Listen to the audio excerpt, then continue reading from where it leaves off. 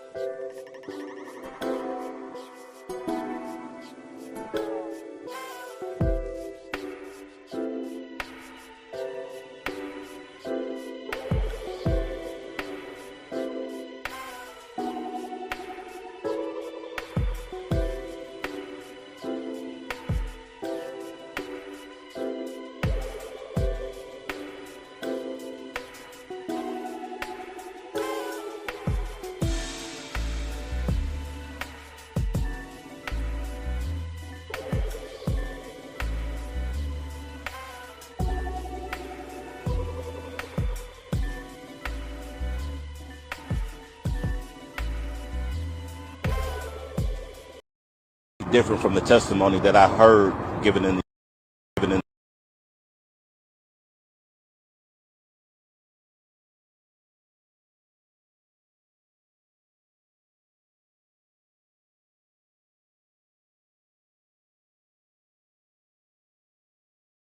what I saw was starkly different from the testimony that I heard given in the trial.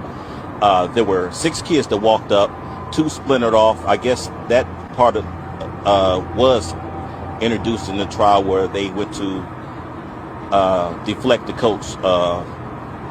The other 4 walked directly to Karmelo Anthony. There was a brief conversation, I say maybe 20-30 seconds, and from there a scuffle ensued. It didn't last long. Karmelo backed out the back of the canopy. He looked one way, looked to the left, and flew down those bleachers.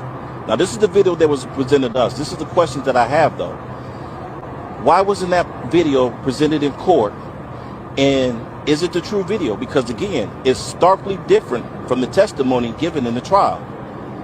Karmelo Anthony flew down those bleachers, fell at the bottom of the bleachers, got up, took off. It was maybe 2 or 3 kids that you can see kind of give chase, but Karmelo was gone, so they weren't even going to put a finger on him and touch him.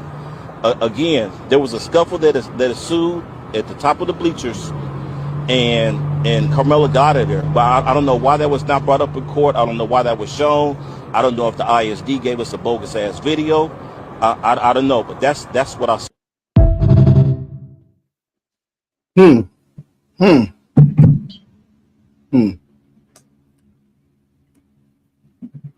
This is interesting. Ladies and gentlemen, my name is Jamar Jabari. We will be joined by my co-host, Alex Suarez. Amy will not be with Team Resistance as of right now. Amy has a lot of stuff going on. So we might get temporarily third person. Let me get my camera here situated. All right, gotta make sure things good around here, man. All right, so I hope everyone's having a good day. Karmelo Anthony was sentenced to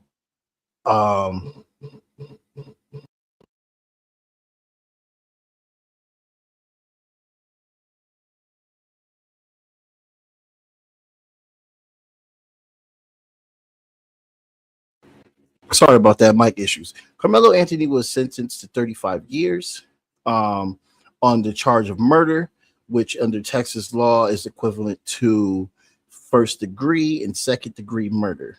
Now, people have been going crazy in the comment sections, baby. Crazy. And it's been a lot of debate, strong debate on was this child premeditating to murder someone because he brought a pocket knife to the track meet.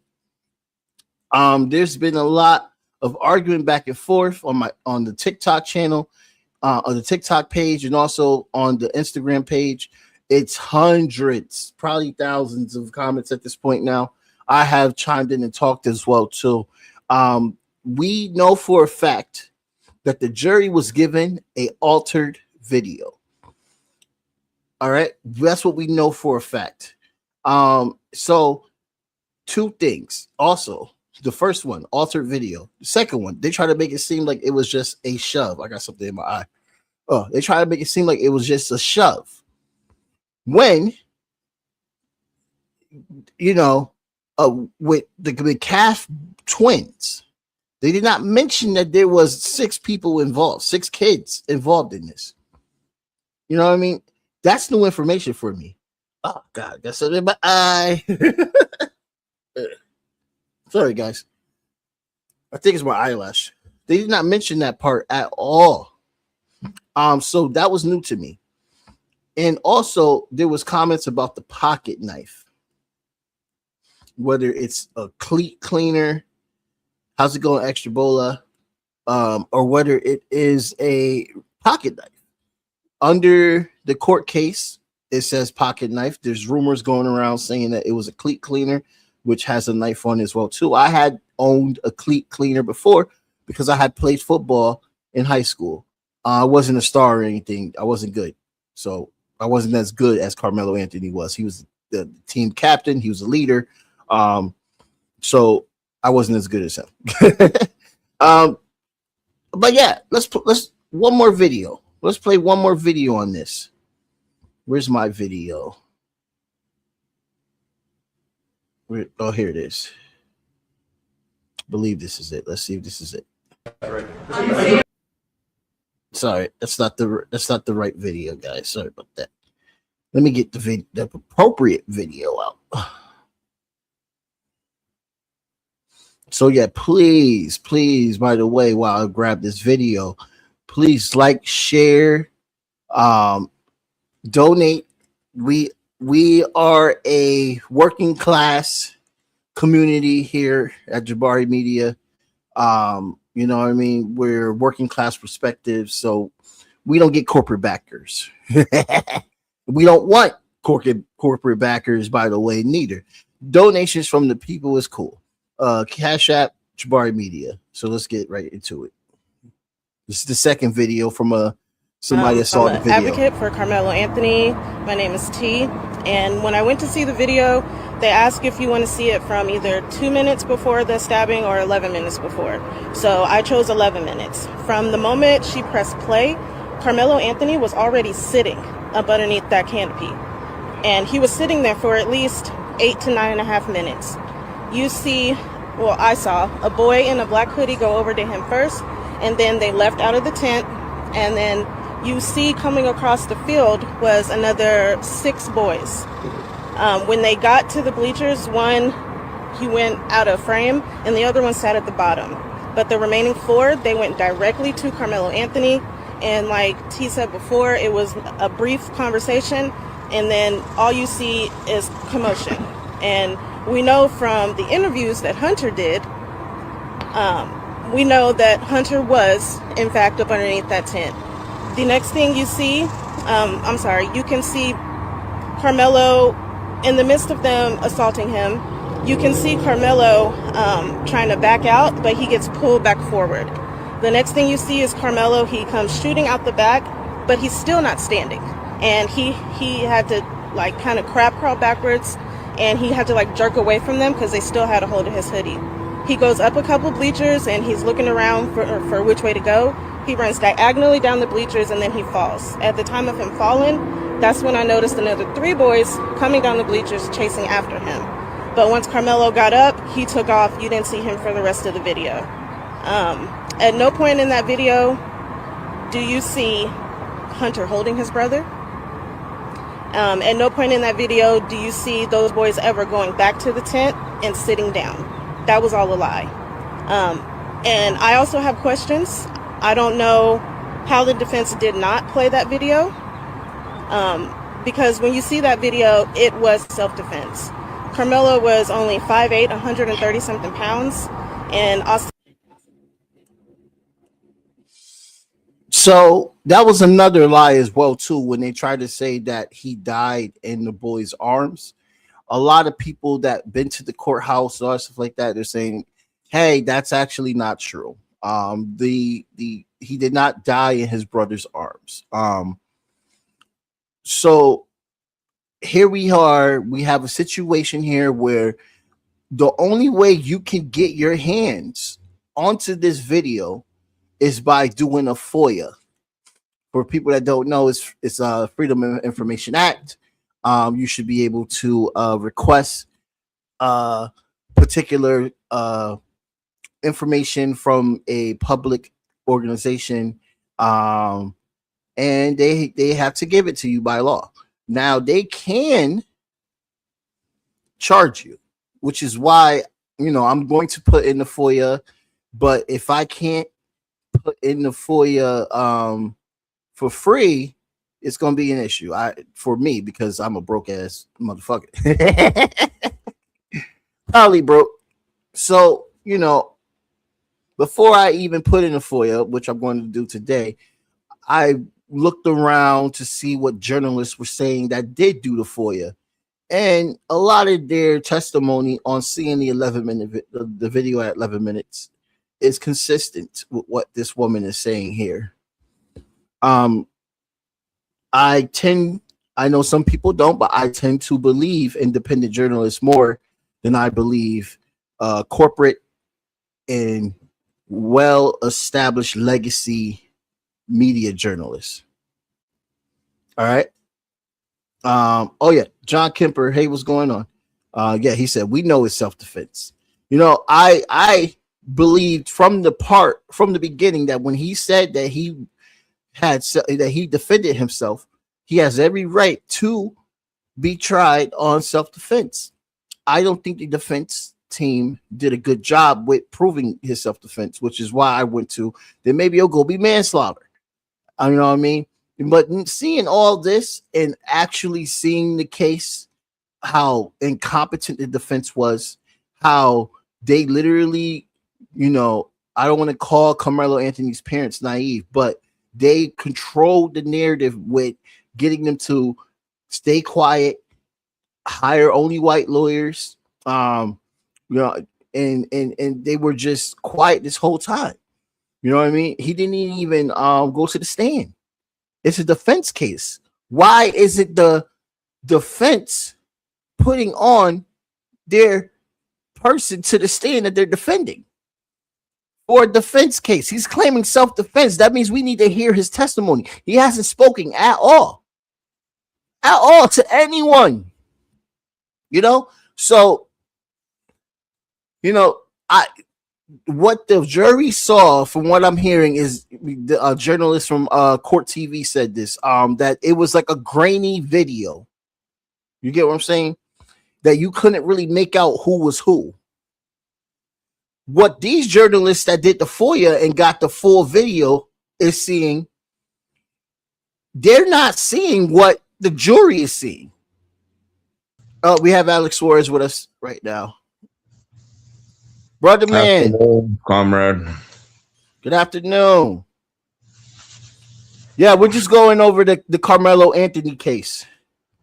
It seems like the video was altered that they showed the jury. A lot of the independent journalists that did FOIA on the video, they got the full video and it's shown that he is self-defense.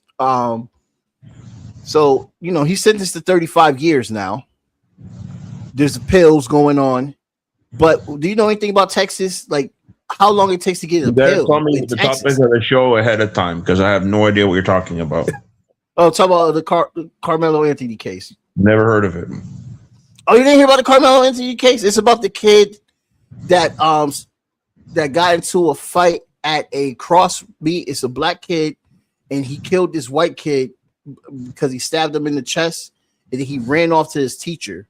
And in the case, the court case, they tried to say he had premeditated intentions, so he got charged with first-degree murder. He was trying to prove self-defense. I know there's a lot going on in the world. And that happened in Texas? Happened in Texas, Frisco. Collin County is the county. You know how the text is. The all white jury. They still withhold the evidence. You can't see the evidence unless you FOIA. So we don't even know what's true and what's not. What I do know is that the defense is entitled to discovery, which means that any witnesses or evidence that the prosecution has, they have to share with the defense. Otherwise, it can be deemed a mistrial. So even if publicly you have to have FOIA request to see that evidence, like as the media, the defense attorney, I don't know if this client had a public defender because they tend to have a lot of workload and don't do a good job. Their defense was trash off the gate. Yeah, they're entitled to that evidence. I don't know if they had sought that evidence, but yeah, it's a really effed up story because now this boy, 17 years old, is they charged him as an adult. So he's 19 right now, but he was 17 when the crime occurred. When he did the crime, yeah, supposedly. Yeah. And he had priors. Maybe did this happen on camera?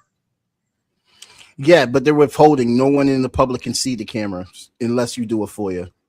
Okay, because the video evidence is also part of that. Yeah. And they said that the jury only saw a grainy video, but the way that the journalists that saw the video describe it, they were clearly able to distinguish who was who.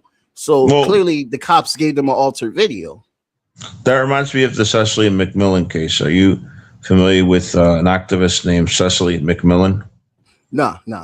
So I was there when she was assaulted by police in New York during Occupy in New York City. And she was at Zuccotti Park, and they beat her into a seizure. No justification. White woman. They even laughed as they did it. You know, this is the Gestapo of Mayor Bloomberg, who was a Republican then, who called them his private army. Right. Crazy. So they brought charges for assault for the crime of receiving the blows of the police. And the jury was not permitted to see the video evidence of her being beat up, seeing that there was no provocation. There was cameras everywhere. It happened in front of thousands of people. I was there too. And so what ended up happening is 9 out of the 12 jurors recanted when they were shown the video evidence after the trial, and the judge didn't care and sentenced her, I believe, to 3 years on Rikers Island. And I interviewed her after she got out of Rikers. But you know, the judge manipulates jurors all the time by hiding evidence from them, and then later when they recant, it doesn't make any difference. And I think this is one of those right here. So you know, let's keep an eye on that. It's been getting a lot of views on Instagram and TikTok, and I had to like literally regulate the comment section because there was a lot of racial slurs going on. I had to get rid of all that. The reason why I'm late is because I slept through my alarm. I was taking a nap because I've been working all day and night on getting the Spanish translation done for my father's biography, because the translation that the publisher sent me needs a lot of corrections. It's going to take a lot of work. It's going to take a while to finish. Yeah, man. I understand. That's why I was like, we're working class people. We got a lot of ish going on. It's all good. Well, I got your message that unfortunately we're not going to be able to continue with Amy, and it's nothing personal. She just has a lot of issues going on. So I don't know if we're just going to stay with 2 co-hosts, or if somebody wants to volunteer. We're all here volunteer basis as a third co-host. I remember you said also that you want to see about getting a guest. So we'll see about that as well. We can coordinate on that. Yes, I'm working on 3 possible guests right now. Are you still working on the music article for Michael Jackson? I can help edit it. I had to put that on pause with everything going on, but yeah, I'm going to get to it. Yeah. But yeah, guys, I am working on a second article with Michael Jackson on the music industry. I wish it was in real life, right? Michael Jackson in real life, but on the Michael Jackson case, of course, that they're trying to reimpose on us with more defamatory shit from Netflix, which I boycott now. Yeah. and they said that it's the lowest rating documentary Netflix has ever produced. Like nobody's watching. People are fed up with it. Yeah, they're fed up with the lies. They thought they make some money from it, but people are seeing through it now.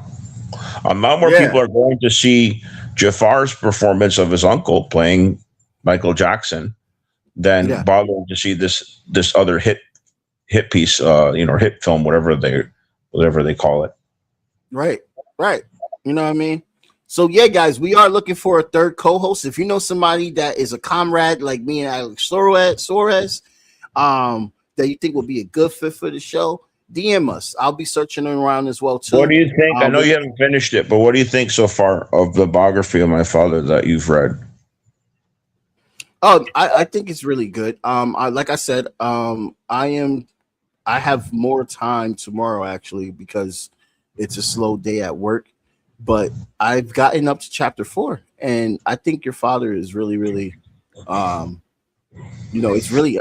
There's a lot actually. It's interesting. First of all, I didn't know he was a Mason. I didn't know.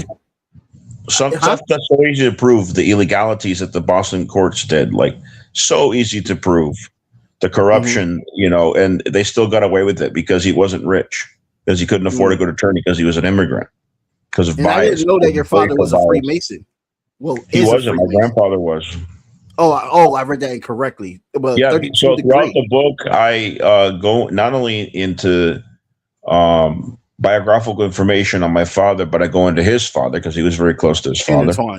Intertwine it. Yeah. So you might be confused because you're probably getting, if you're in chapter 4, into the Virginia days.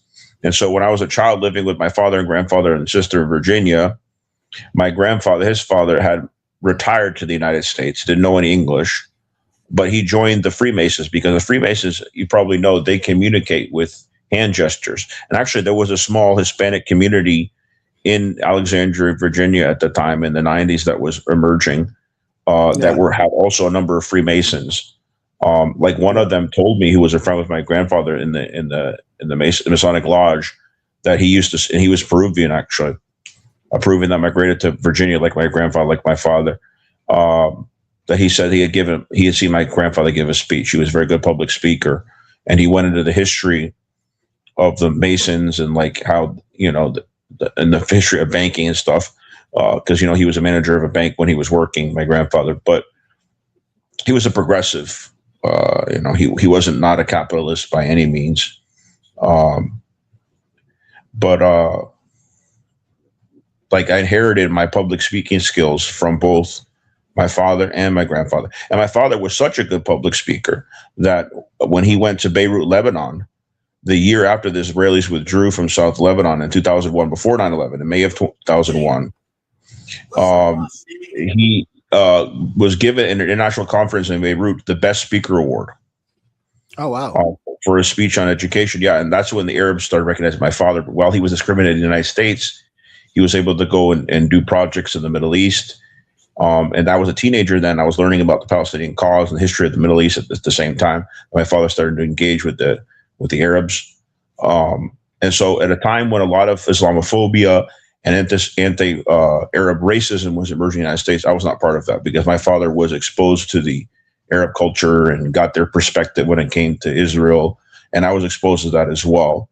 So I had the benefit of not having a time where I was prejudiced towards Arab people, And so like my father had so much discrimination, so many obstacles within the U.S. empire, despite his educational background, having gone to Harvard, whatnot, that he ended up having to go not only back to Peru, he went to Europe, he went to Spain and different parts of Europe for small courses he taught. Like in France, he was in several parts of France, not knowing French, but like teaching courses in English or Spanish. And there's a funny part in there, I'm not going to give it all away, but like the Latvians, like if you question any system, they'll assume you're a communist because they have very anti-communist, anti-Russian sentiment in countries like Latvia, which is one of the countries that my father taught a course at. So there's some funny anecdotes because my father, taught about Chomsky, taught about Hugo Chavez, like taught anti-system figures in his courses, right? And so the Latvian administration were very conservative and were like questioning my father if he was a communist over that, which I thought was comical. We used to laugh about it, Oh yeah. Definitely. By 1 the second, way, I'll be right back. people are listening. He's talking about memories with my father. I got it right here. Yeah. Boom, boom, boom. You can check it out on Amazon. Boom, boom, boom. Doesn't he look like? Hold up. His father. He looked like his daddy. Don't he? Wait. Why isn't it there? It is. I don't know if you see it as much, but yeah, don't he look like his daddy? Yeah, man.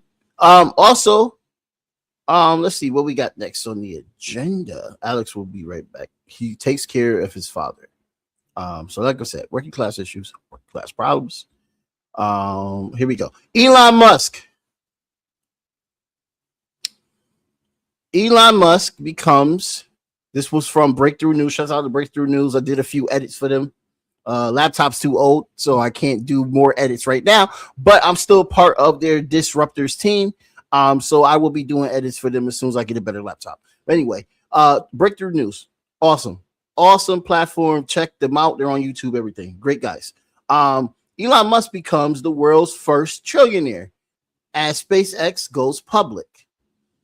Okay, so Elon Musk is the most exploitative, lying, manipulating scumbag that has ever existed on this planet to me. Now that you are a trillionaire, this is absolutely disgusting. I'm not rooting. I'm not saying, ha, thank you so much for all that you do. No, this man has literally bought out competition. He has literally stole from people, all that stuff. You know what I mean? All that stuff. And it's absolutely positively sad that people are celebrating this type of death, this type of trash. He's literally a welfare motherfucking baby. Why? Because all his clients is basically the government. You know what I mean? We sat here and created this monster, and it wasn't our fault because our tax dollars did. All right. So Elon Musk is not to be celebrated. In fact, like they did in France, it's time to sharpen up the guillotine. You know what I mean? It makes no sense. You know what I mean? Whatsoever. We got a disruptor here. I'm back. Yeah, man. Hold on? Let's get you here. We were just talking about Elon Musk being the first trillionaire ever. The first what? The first trillionaire ever. Oh, he just became a trillionaire? Yep, just today. It has been confirmed. Right. You know what the first thing that I would ever tell to Elon, if I could meet him face to face, would be, you're an African American, and see how pissed off he gets. But it's true. He was born in South Africa and he has American citizenship. Yeah, he's an African American. And his wealth is not self-made. I would say, you're an African American and you got your wealth from your father, who exploited black people in South Africa, who was part of the diamond trade. The diamond trade, the blood diamonds, the infamous blood diamonds from war to expropriate, diamonds from war zones in Africa through South Africa. I would be like, you're not self-made. Your daddy took care of you with this exploitive diamond trade, and you're an African American. And see how pissed he would get, because all he tweets about all the time is like the white victimhood. How the whites are victims in South Africa of racism. It's like, right. Then why do they own most of the land to this day? How are you going to say that you're exploited? I'm sorry, that you're discriminated against in South Africa if you own most of the land still and most of the wealth? Right. Another thing, one of the people that was rescued by the Trump regime, who was a white South African family, the guy ended up killing, I think he killed his wife or something. And I'm not surprised, because these people are criminals. They're bringing in criminal racists that are fake victims from South Africa. They're keeping decent, hardworking Hispanics that help our economy away, raising the price of food as a result, right? Destroying our agriculture industry. And then actual criminals, racists from South Africa, they're bringing them in because they're the right color. This is the reality of the Trump racist regime. Yep. It's absolutely hilarious to me how they do this, and then they get mad when they're called racist. It's absolutely funny. When Elon was thrown out of the White House, he got punched in the face, by the way, but one of, I forget which member of the cabinet, but he got in a fist fight and lost. So I'd be like, hey, who was it that punched you, Elon? Or I would tell him, like, Elon, do you still think Trump's in the Epstein list? Because he said that. Elon was so pissed, he actually revealed the truth after that, that Trump's in the Epstein list. Like, there's so many things that you could say to taunt Elon. I would love to see that, like, at a protest or something where Elon shows up and see how Elon would respond. But there's so many things you could tell him that would piss the son of a bitch off. And you know, speaking of like how powerful he got, the situation in Bolivia has not stopped, and this is another country that Elon Musk benefits off of their colonialism because he takes away the precious stone. He said it in his own words. His own words on Twitter before he owned Twitter. Back when it was called Twitter, I still call it Twitter. I don't call it X, the name he gave it. But back when it was just Twitter, he was confronted by people like me and saying, hey, you know, you're trying to steal lithium from Bolivia. This is why they're going after Morales. And he said, we can overthrow who we want. So he's admitting to be involved with the coup against Evo Morales. I mean, it's just, it can't be any more obvious. And they are in their, is it the 38th day? Do you know how many days they have been in general strike? It's been well over a month that the Bolivians have been rising up. And Paz has brought back the old days of like the Condor era, the fascist regime, the torture, the brutality. You know, rather than resign, he you know, had a few officials quit, and now he's resorting to brutal tactics against these people in Bolivia.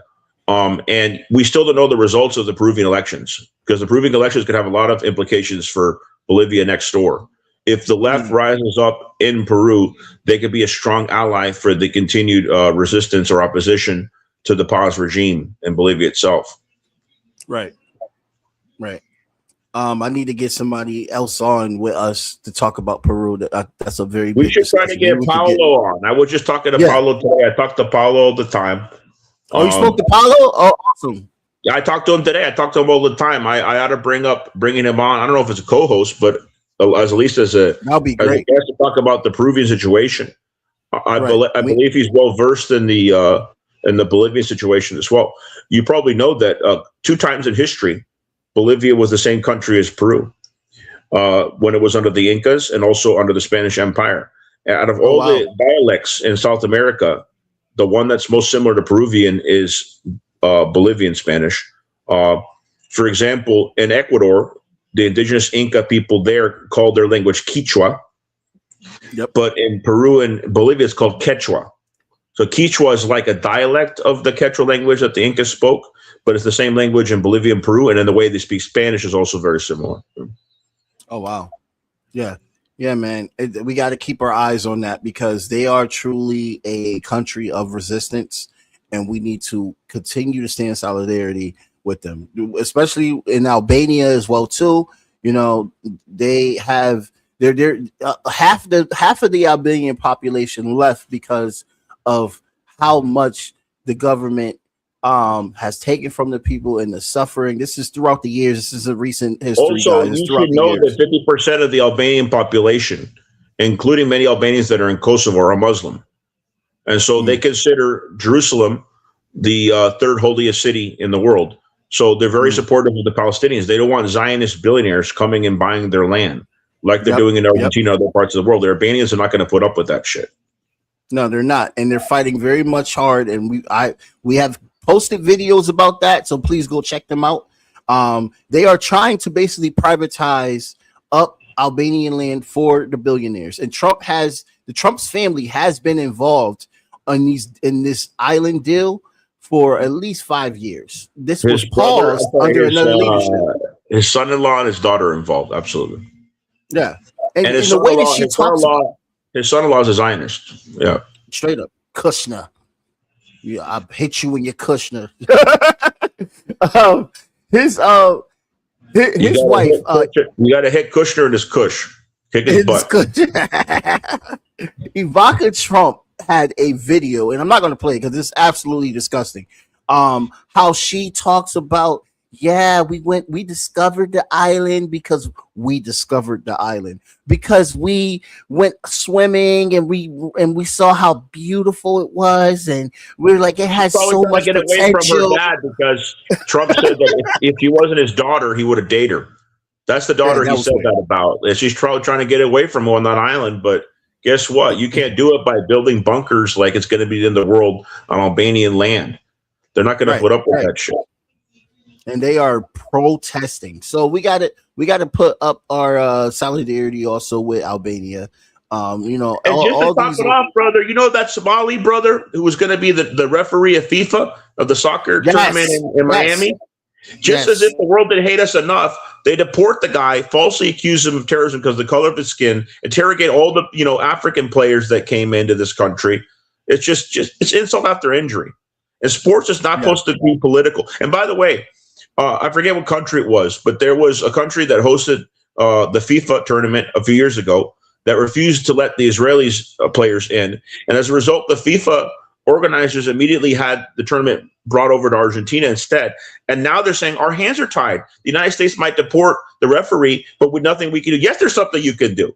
But because you're in business with Trump, because you become politicized. By the way, Messi, I have no respect for him as a person. I only respect him as a talent, as a football player. Because as a person, he's a son of a bitch. He's got plenty of money, and he still takes Zionist bribes. We know that. All the contrary of Maradona, because you can't tell me that a soccer star can't become a leftist. Maradona not only supported Fidel Castro, he supported Chavez and Maduro. Maradona was a real soccer star and a real man and had the right politics. Messi is a disgrace. Messi's part of that FIFA elite that are going along with the United States, letting them deport their own players. It's ridiculous. Oh, yeah. Messi, you could kiss my ass. You ain't nothing, bro. You got to get messy with Messi, you're not in a good way. Right. Nah, fuck that guy. And we should be boycotting the whole fact that the World Cup has majority of its dates in the United States. When this is a totalitarian. The UN shouldn't be in the U.S., nor should the FIFA be hosted within the United States, because this country is the most despised country in the world. And rather than make moves to try to, remedy that, it's just insult after injury. This is the arrogance of the Trump regime and the imperialist racists that are controlling this country.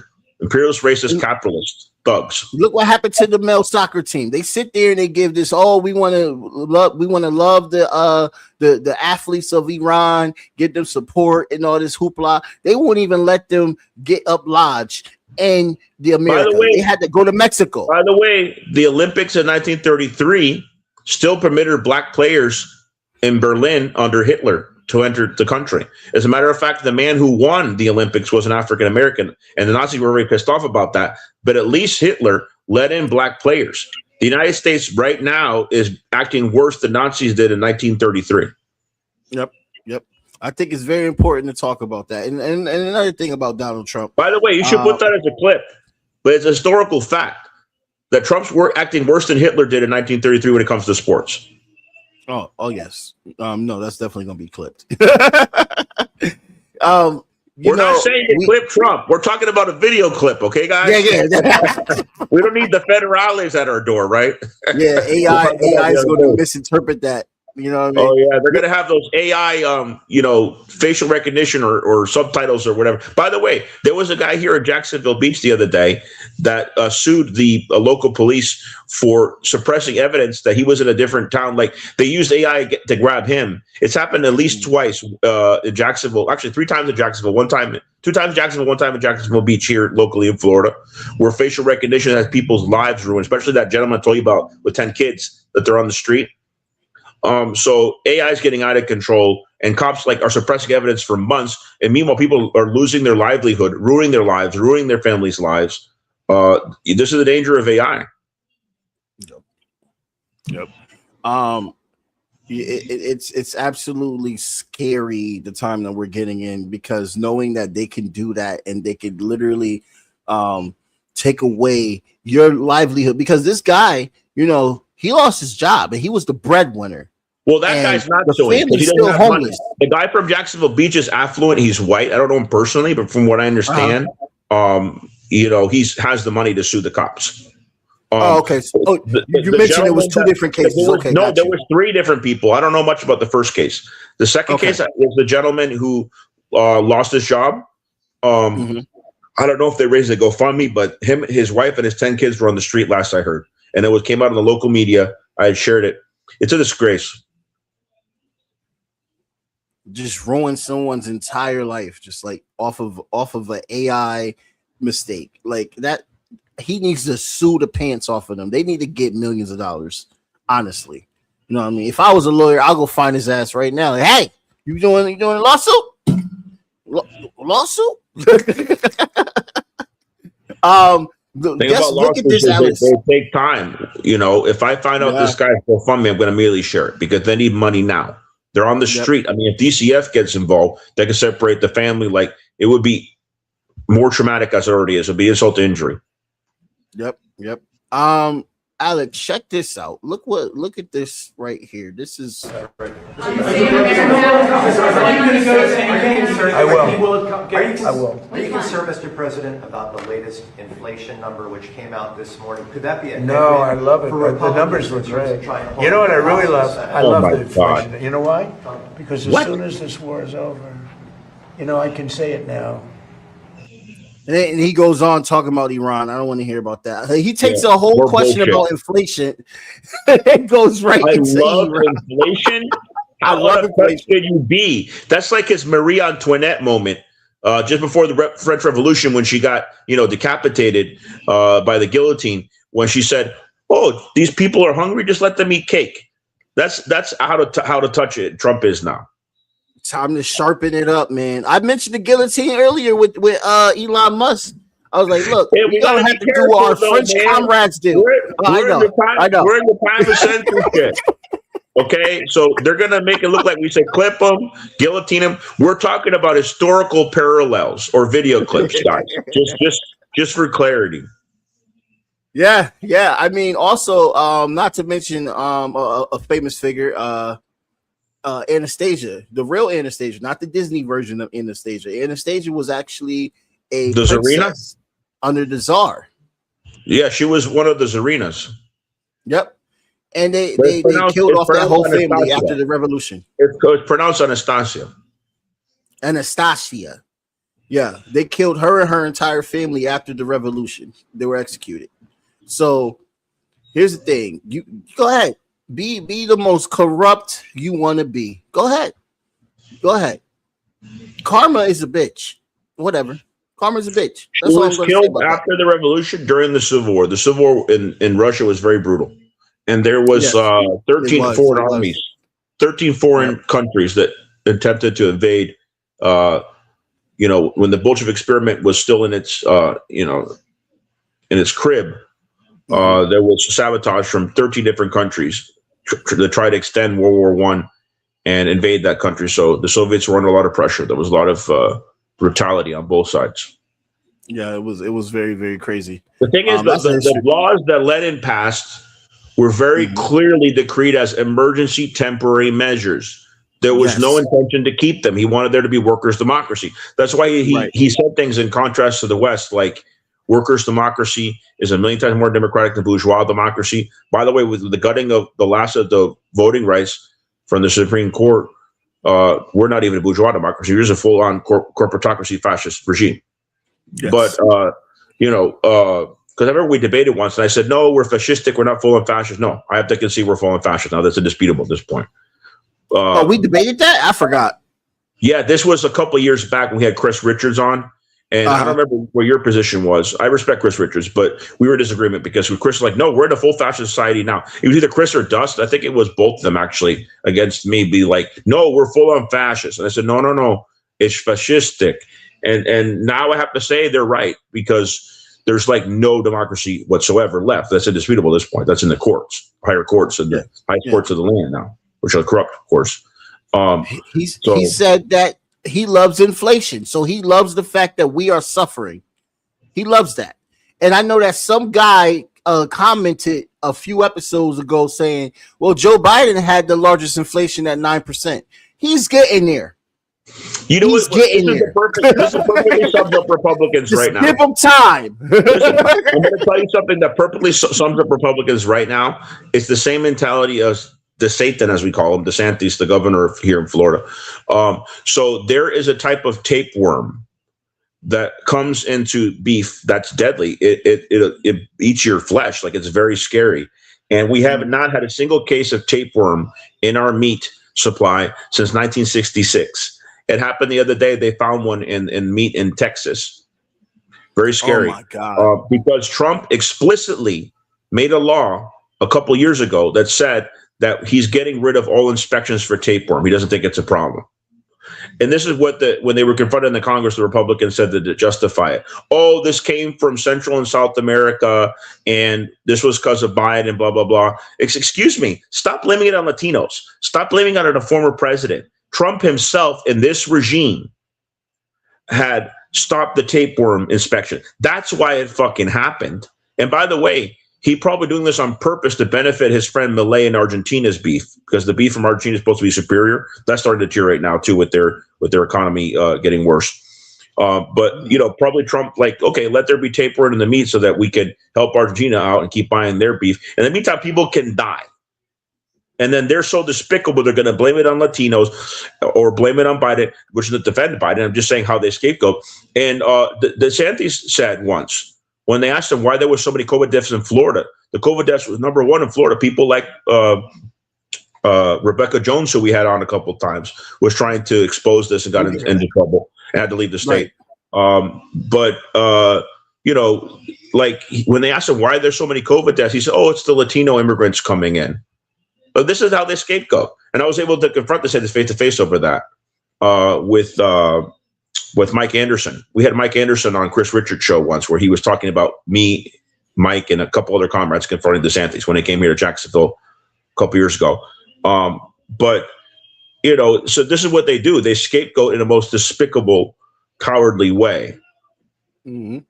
Extra Bola said Argentine beef with extra Zionism. Well, absolutely, because as I mentioned on the show the other day, and as I alluded to earlier, the Patagonia, which is a very important region with sacred, forest lands in Argentina, are being burned down by Zionists because Milei passed a law that said, when an area is burned down in Argentina, a foreigner can take it over. And, this like their plan B, besides Albania, they want to use Argentine land in case things don't work out in Israel to take over. When the Zionists were first starting, they considered Madagascar. They didn't even want to go into Palestine at first. But then they said, you know what? We can make a biblical justification. Yes. And then they went into Palestine. But it was a colonial project. That was what the Zionist design was from the beginning. It was a way to colonize. Yeah. The father of Zionism was an atheist too. You know what I mean? It's a political identity. That he wanted his sons to be uncircumcised. He was not a religious Jew by any means. The overall majority of the secular Jews who were progressive and religious Jews at the time, I think it was less than 1%. When Herzl first came out, Zionism was overwhelmingly rejected. It became much more popular after World War II because all the Zionist Jews were killed off by the Nazis, and the Nazis worked with the Zionists and let them live. Mm-hmm. So that's the direct inheritor of the fascist regime is where the Zionist colonialism is. Yeah. So they are intertwining in a lot of different countries. There is a project for them to try and control the narrative about Africa as well too. This is just Zionist projects where they're trying to legitimize their state as their state is losing its legitimacy. Yeah, and the Mapuche people of Chile are rising up against caste. That's another right-wing regime on Chile, right, in South America. And Casta's father was the Nazi responsible for making the gas chambers. And he was sent to Chile by the CIA, we know that. Of course, he worked with the Israelis. The Zionists didn't care that he was a Nazi. The Zionists, during World War II and after, worked with the Nazis. We know this. So it wasn't about making a safe refuge for Jews. It was for finding an excuse to colonize, to work with the colonizers, the British or the Germans, whoever, or the Americans, whoever would serve their imperial interests. Because Zionism is an extension of fascism and imperialism, and it's a type of an implementation of a colonialist project. Would you say that they're at a stalemate now since Iran is able to bomb them and hit their targets? They got the blockade with Yemen now. Yemen's now back into the fold. Yeah, Yemen didn't want to get involved for a while, and they have their own national interests. But now the Israelis have pushed them into getting involved once again. So now we have the Red Sea blockade. So Israel's feeling the pressure, but Trump's continue to give political cover for Netanyahu, despite the tensions that we mentioned on the last show. He thinks there's a deal going on. And Iran's like, no, we not talking to y'all. It's Sorry. just pathological lying. It's more pathological lying from Trump. Nobody believes him anymore. The emperor has no clothes. The midterms, even though he's going to try to bring ICE to stop brown people from voting in the voting booths. I predict the midterms is going to go in the Democrats' favor. And that's going to put a lot of pressure on Trump. Will he be impeached? I don't trust the Democrats to impeach him. But just the fact that they would win the majority in the House and Senate would start to limit Trump's power. So we'll see what happens in November. Yeah. And here we have real quick story so people can know. They shot down a Black Hawk. The Iranians? In the Strait of Hormuz. Yeah, in the Strait of Hormuz. Yeah. Okay. Now, this helicopter is worth, like, it's ridiculous the amount of money that these crafts are. Indian commercial ships are also being targeted as well too, which is crazy, by the Americans, because they're like, well, you guys are these shipments are benefiting Iran. Well, because so that's India why is part of BRICS, which is an alliance with Iran. The United States is killing their own allies, India, as a result. Right. It's getting out of hand. These are war crimes, just like how they were hitting the boats in Latin America, saying that they're cartel. In the Caribbean and in the Pacific, yes. Right. These are all war crimes. Like, they're blatantly being murderers. Did you see? Has that show up to Guantanamo in shorts and a short sleeve shirt? That was to show his imperial arrogance towards the Cubans. Jesus Christ. He was probably drunk too. He probably had like a bottle of Jack in the plane. he was probably also coked up, you know. But you have to be drunk and high half the time you're working with somebody as crazy as Trump. Yeah. These guys are literally just mobsters, straight up. Even the mafia was anti-fascist. So they're like the mafia, but worse because they're also pro-fascist. Right. Yeah, the mob did fight against the Nazis and fascism. And especially Mussolini. Mussolini had subdued the mob in Italy. They were his number one enemy. And so later, the United States government worked with Luciano to help free Sicily, because the underground resistance that were pro-mafia, a lot of them, some of them were also leftists, were anti-fascist because Mussolini had subdued them as well.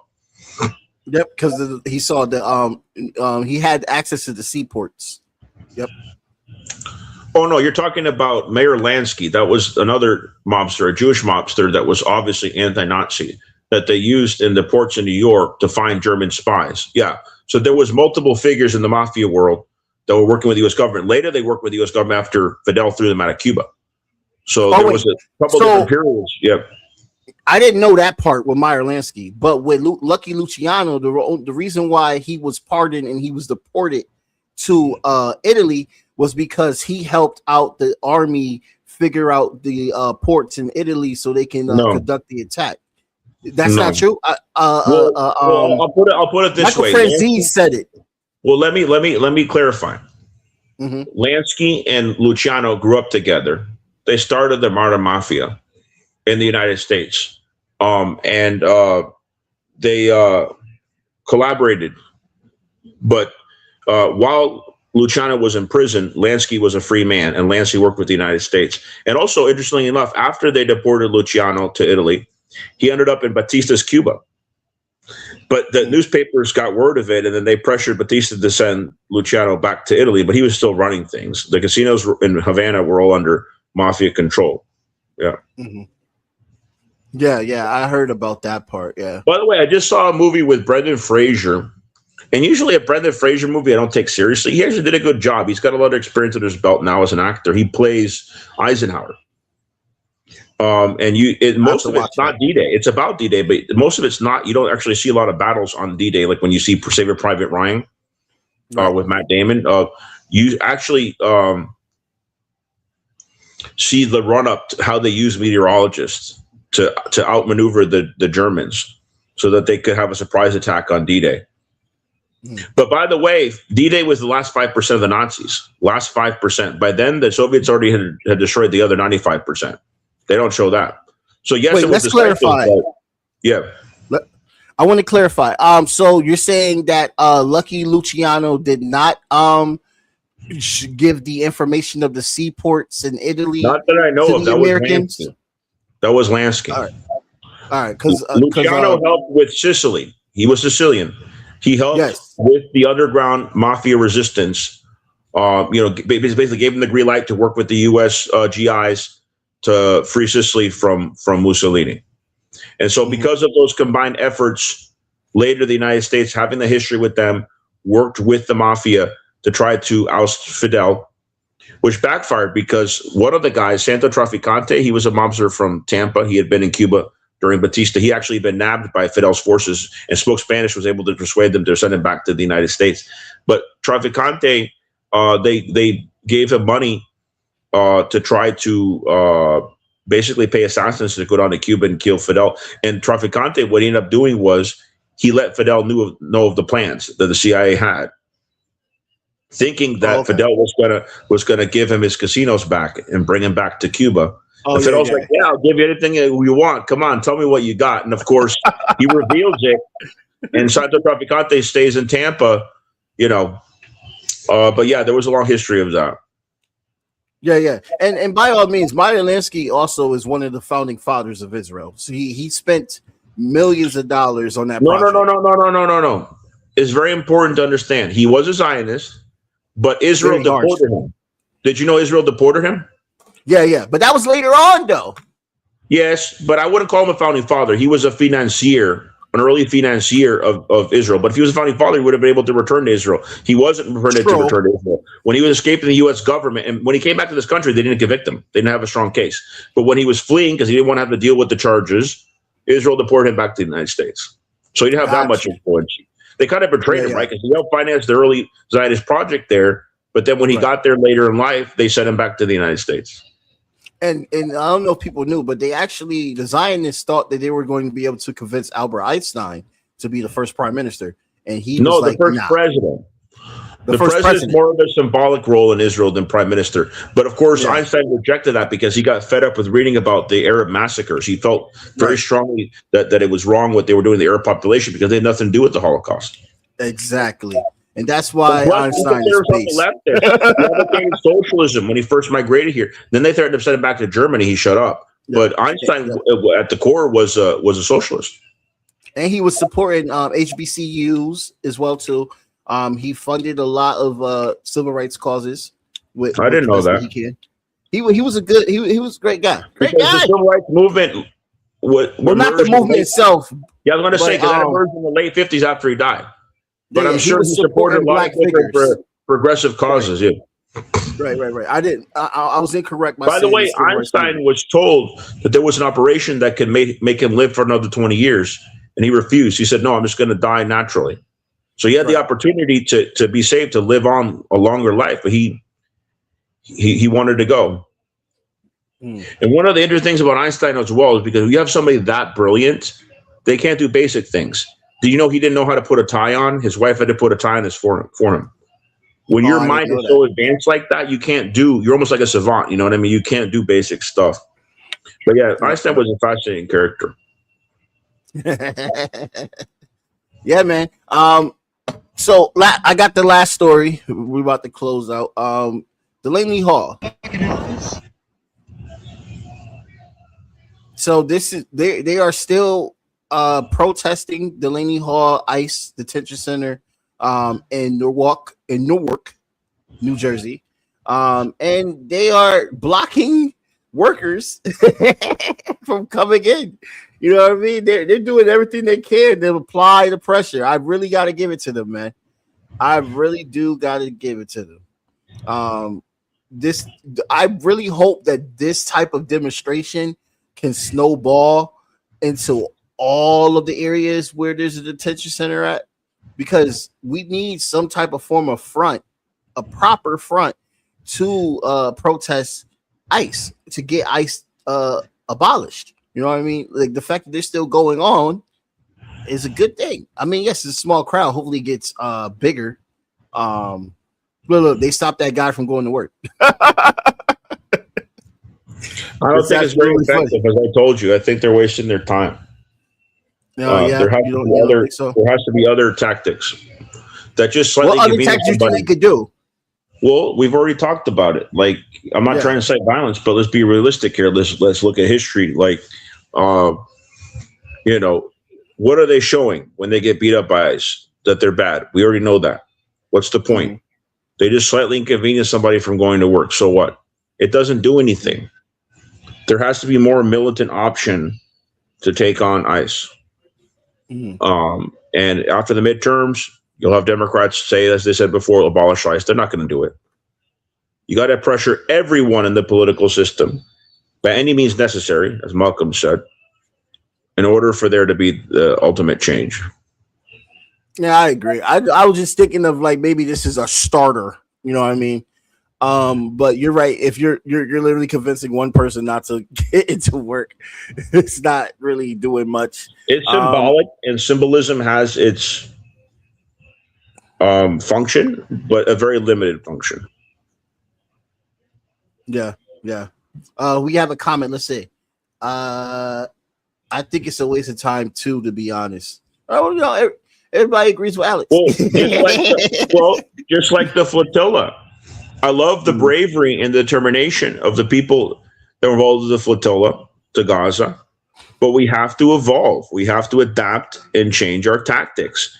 It might be much more like to show the complicity of the Egyptians, right? Don't be hypocrites. Bring land convoys to Egypt. Show how Sisi beats them up and throws them out of the country, how he's complicit with Israel. To pressure a change of government there, like during the Arab Spring. Or go through Jordan. Jordan will give you a hard time if you want to go to West Bank. The Israelis might, but you can come up with a story. You get into the settlements in the West Bank, you can start to help Palestinians directly and bring in aid. The flotilla, what happens every time? They get beat up. Yeah, we know the Zionists are bad. Then they steal the aid that they bring on the boats. It keeps happening every time. We need to consider changing tactics. Yeah. And I think what's really, really great, but could also evolve as well too, is like what Chris Smalls did, where he went to Italy and he was able to stop production of weapons being sent to Israel. They got involved with all these workers on the docks, and they all came together and they basically created a blockade. And from my understanding, even Chris Smalls has stopped taking part in the flotilla. I'm sure they've invited him to come back. He did it once, and he did his part. And he got hurt, of course, because if you're dark skinned, they give you a more hard time. They don't care if you're a U.S. citizen or if you're known when you get to Israel. But even he has stopped, because he realizes you have to change your tactics. And him working with the Italian workers, to stop the exporting of weapons to Israel, those are very effective tactics. So, people like Greta Thunberg have gone multiple times. I have respect for that, but we need to start considering other ways to take on the Zionists. Yeah, he's also exposing. We need to start sending flotillas to Cuba. They had one that went from Mexico, but they still need help down there. I reestablished contact with the doctors that I told you about in Cuba, so that's a good thing. But, not everybody has the political connections I have. I've been to Cuba. I've been to Venezuela. There's people that are suffering right now with their family members having Alzheimer's, and they can't get the medicine they need. They can't reach the doctors they need because of the embargo. Medicines that we don't have access to as Americans. So it's a crime. Not only do the Cuban people suffer, they suffer more than anybody from this vicious embargo and the increased embargo under the Trump regime, but the American people do as well. Multiple medicines that we don't have access to because of this. There was a Chinese medicine, I forget for what, but that we don't have access to. We'll import, Chinese goods, but we won't import their advanced medicine. We'll continue to have a for-profit medical system, which is really a crime against humanity, a crime against especially the working class and oppressed people of the nation. Oh, yes. Also, I wanted to show, because this just came up in my head. I want to show this. Chris Smalls actually exposed Amazon for how much money they have been given towards the Gaza project, and also he mentioned how they give out technology to ICE to help ICE. So if you love Amazon, and I know a lot of people need packages, all this stuff like that, but this is just something to keep in mind. There's something to keep in mind.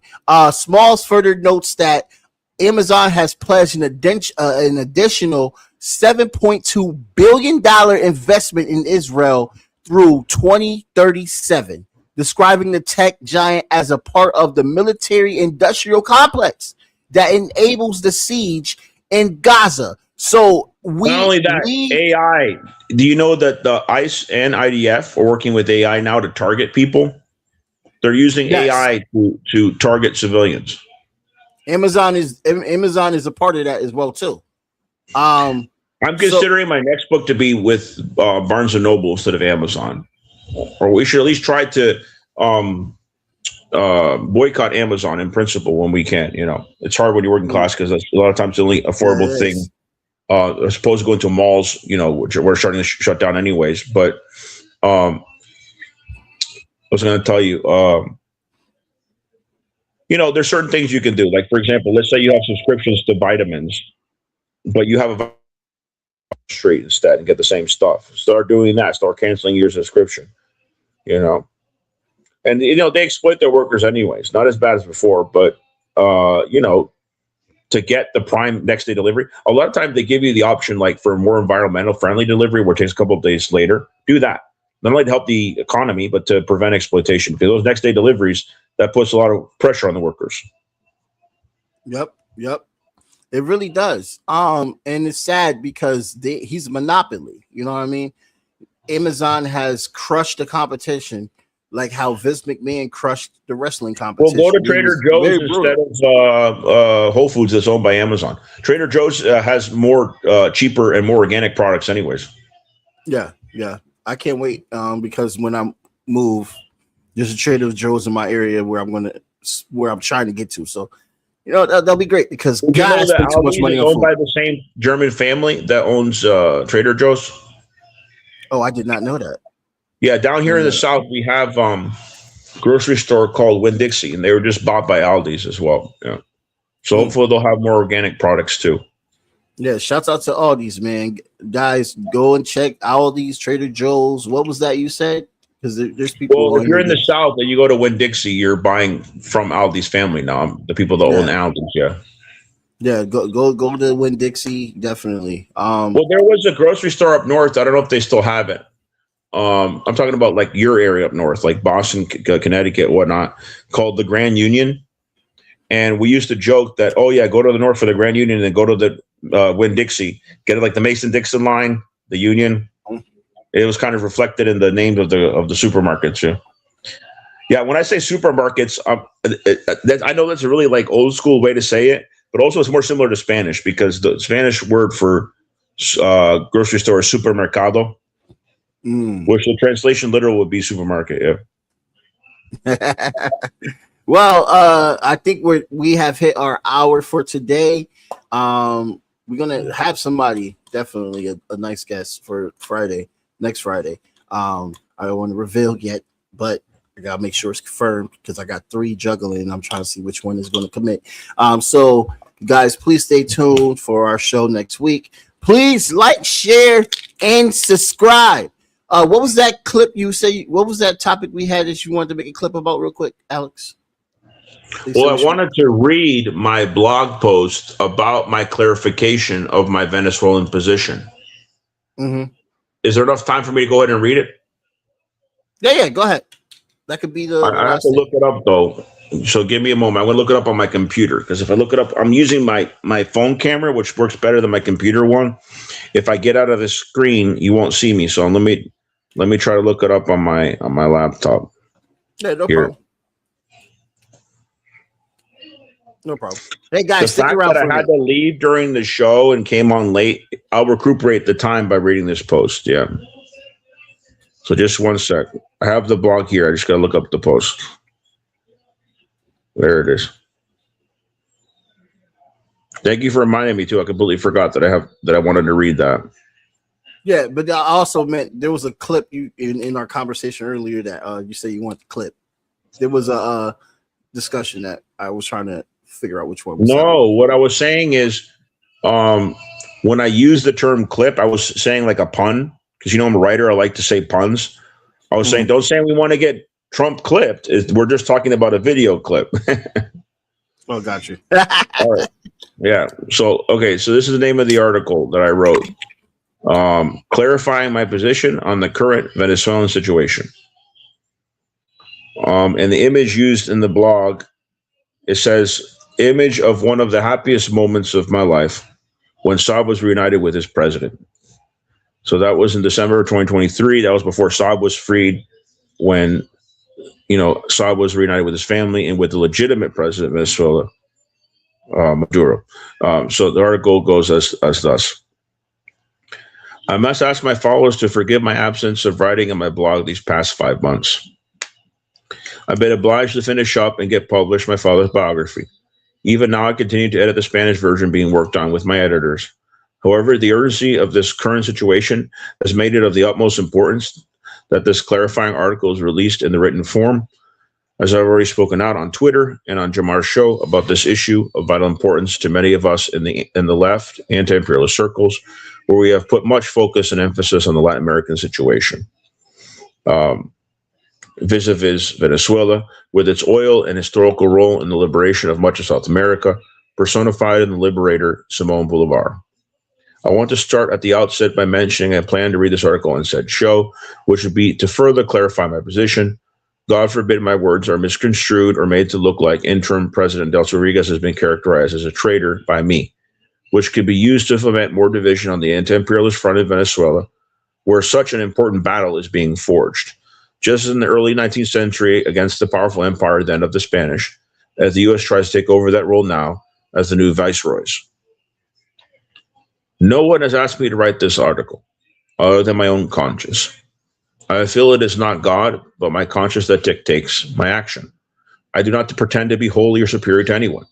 That conscience may have been created by God, but I act not out of fear of hell, but what I feel is consistent with both my principles and conscience as a human being, a temporary guest on this earth, as my father would put it, as a person who is spiritual, but is generally agnostic. Like my father, the ups and downs of Venezuela have always been on my mind since Chavez took over. We do not have Venezuelan heritage, but my father's nation of Peru were among those important to Bolívar, where he ultimately led in the expelling of the last of the Spanish forces in the Southern Hemisphere, and is recognized as liberator of said nation in the Peruvian Constitution. I reminded Peruvians when they complained of Venezuelan presence in Peru that we owe our freedom to their ancestors.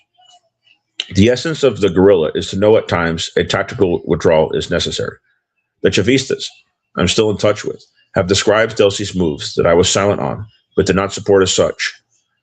To wait out till there is a change in Washington, to trust the imperialists will back off as long as Venezuela is cooperative, and then someday Maduro and his wife will be released from the New York captivity. I remind the Chavistas of the Cuban independence movement against Spain. One of his leader's son was captured by the Spaniards. The Spaniards said they would free the son if he stopped fighting. If not, they would execute him. The Patriot's response was, all those who fight Spain are my children. And subsequently, his son was killed. That is the conviction of revolutionaries. And as Che Guevara stated quite unequivocally, you could not trust in the imperialists, not one iota. The result of these withdrawals of the revolution is the expulsion of Ambassador Alex Saab, and sadly, the purchase of Venezuelan oil going into U.S. accounts where Venezuela gets little to no benefits in this deal. I still believe in Saab's innocence. No new evidence has been presented. And so Venezuela has failed to use the leverage of having said oil to make a better deal where money can remain in Venezuelan accounts. The expelling of the last of the Cuban doctors, although their contract expired and the oil embargo has complicated things, was the last straw for me where I could no longer stay silent. I'm not trying to meddle in the affairs of a country where the people can handle them, especially if there are elections next year. In fact, if Delcy is the only candidate on the left, she should continue to get their support. Do I believe Delcy worked with the U.S. to kidnap Maduro, as Jackson Hinkle, a man who was in Venezuela not too long ago, met Maduro, and later did a video call interview with his son? No. I believe that Chavistas regret inviting Jackson down there. His and his movement's call for Delcy to be overthrown is irresponsible. Also, yes. Max Blumenthal, who received a replica sword of Bolívar by Maduro after our efforts at the Venezuelan embassy, has said Delcy cooperates fully with the U.S. empire. This I also disagree with.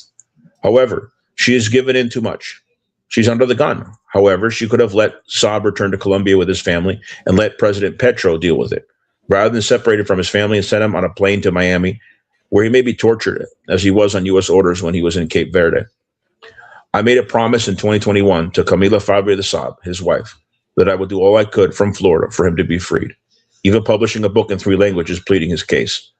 I felt the deep blow on hearing he was expelled, as if all those efforts were in vain. However, do comrades understand who ultimately is to blame? Let me conclude by stating who they are. I often talk about the system, but he is responsible, just as when he shut down Standing Rock after my participation in that rebellion in late 2016.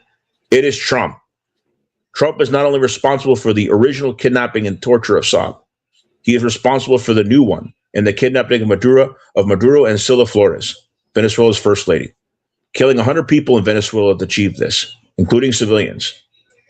As this Greek tragedy continues, Trump is also responsible, through him or approving of his allies, quote unquote, for the murders of Ayatollah of Iran, General Soleimani, the heads of Hamas, and Nasrallah of Hezbollah. There have been attempts on Maduro, just as there was on Fidel in the past. The first head of state who had an attempt on him via drone was Maduro. This was also during the Trump regime. If comrades are struggling to comprehend this complex situation, I hope this article will serve to clarify things for them. I am fluent in Spanish and understand from the U.S. empire the Chavista mentality better than most. After Saab was expelled, I bought a Boulevard poster for my room to remind myself of his legacy in these hard times. I hope things can change in Washington and that our heroes are freed. Yeah, I mean, it's lastly, can people hear me? I can hear you fine. Okay, so lastly, I wanted to add more commentary to that drone attack. They literally, during a parade, they literally tried to use the drone they don't even care who was in the way. They were trying to use a drone to kill that guy. The CIA literally tried to bomb a highly populated area with a whole crowd of people. Several people were injured in the attack. Yeah. So, this is just a reminder to anyone. I know that a lot of people that watch this show are a lot more politically educated, but to anyone that still has some small belief that the United States had good intentions for regime change, please kill that narrative, because they don't. They will murder whoever they want just to get their way. As you see in Iran, as you see in Venezuela, they killed 200. What was like the body count was about almost 100 people and 20 Cubans that they murdered. They killed about 30 Cubans and over 100 people in total. How many of those people were they talking about the month before? Oh, the Venezuelans are oppressed. The Venezuelans need a democracy. And now Trump calls them the 51st state of the United States. And people like Max Blumenthal are also being irresponsible. Yes. I hate to name names, but he's basically saying that's true, that Dulce's making Venezuela a colony of the United States. That's an exaggeration. And in these situations, you cannot embellish what's going on. She's making mistakes, yes, but with the intentions of, thinking if she cooperates, then Maduro will be brought back and that the Chavistas will somehow stay in power. But remember the words of Che. You cannot trust in imperialism, not one iota. We got 2 more questions here in the chat. I want to make sure we get these across.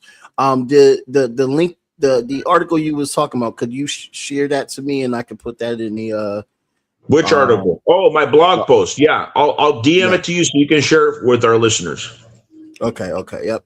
Because they would love to see that.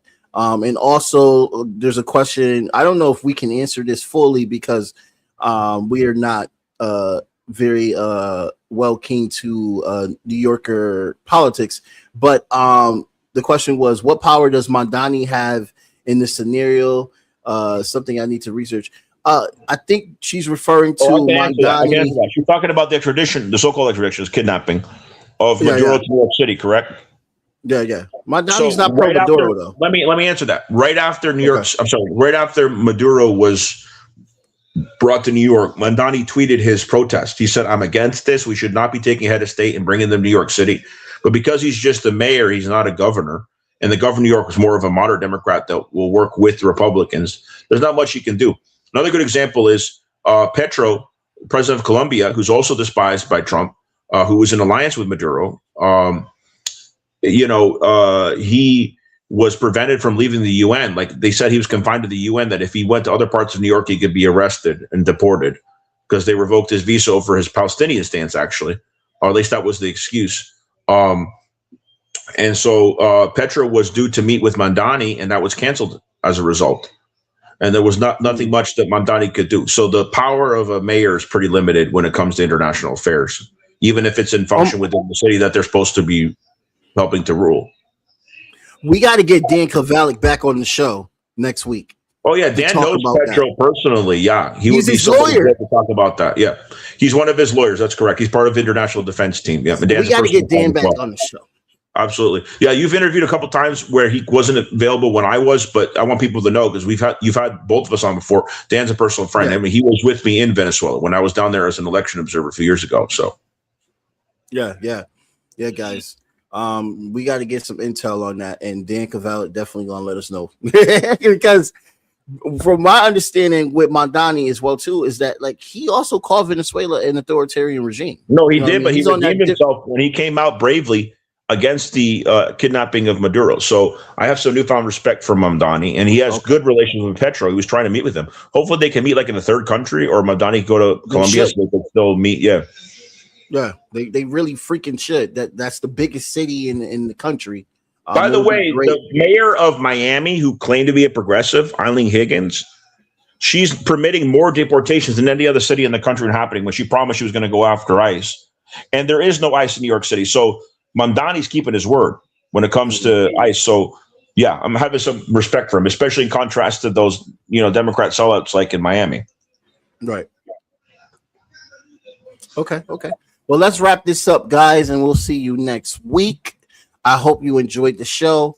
Please like, share, and subscribe. You know what I mean? And we are looking for a third co-host for a temporarily slot. Please let us know.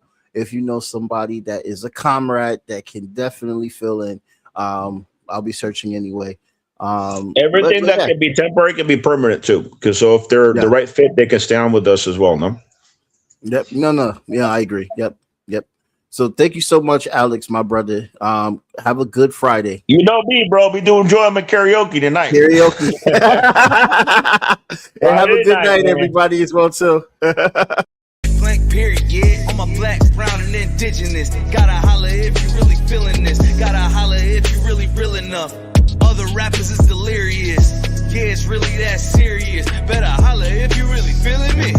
I gotta keep it 100, ayy. If you don't like it, then fuck it, ayy. We gonna win in the end, yeah, we gonna live in abundance. I gotta keep it 100, ayy. If you don't like it, then fuck it, ayy. We gonna win in the end, yeah, we gonna. I gotta keep it 100. We gotta stop all the stunting. You know we coming from nothing. Yo, you talking about money, you bluffing. We gotta do something different.